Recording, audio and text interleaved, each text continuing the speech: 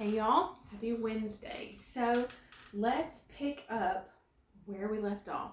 So Elijah is issuing a challenge um, to show who's God, to prove whose God is God, and really to remind Israel and of who their covenant God is, and really how far they had drifted. So yesterday we talked about choice. And Elijah allowing the prophets of Baal to choose the bull first. And again, when God is our source, it just does not matter who chooses first or what it looks like with our natural eye. If God is God and our God, then He will see to it. The natural circumstances don't make it any more difficult for Him.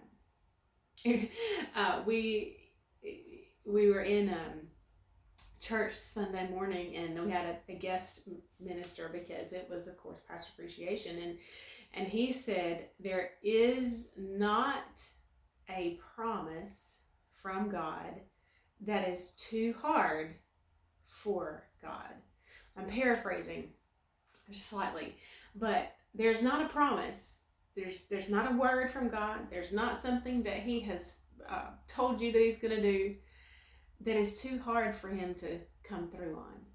And nothing that the world does or that natural circumstances may seem to complicate things to us doesn't make it any harder for God. If He's God, which we're going to dig into more here and see that He really is. So let's read today what happens when Baal's prophets take their turn at the altar. So we're in 1 Kings 18, and let's read beginning in verse 26. So we're going to read a few verses here today, and then we're going to break those apart over the next couple of days. So, verse 26.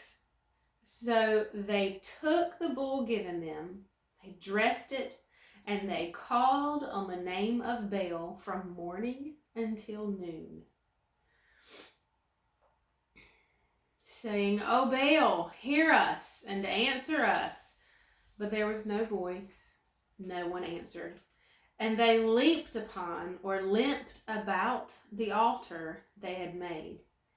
And at noon Elijah mocked them, saying, Cry aloud, cry louder, cry aloud with a great voice, the Hebrew says. For he is a God. Either he is musing, or he has gone aside, or he is on a journey, or he is perhaps asleep and he must be awakened. And they cried aloud and cut themselves after their custom with knives and lances until the blood gushed out upon them. And midday passed, and they played their part of prophets until the time for offering the evening sacrifice. But there was no voice, no answer, no one who paid attention. There are some things in these scriptures that I really want to bring out. And first, of course, we've already talked about the fact that Elijah allows them to go first. He's got no problem. That's how not concerned he is that Baal might actually answer. See, this is perfect with yesterday.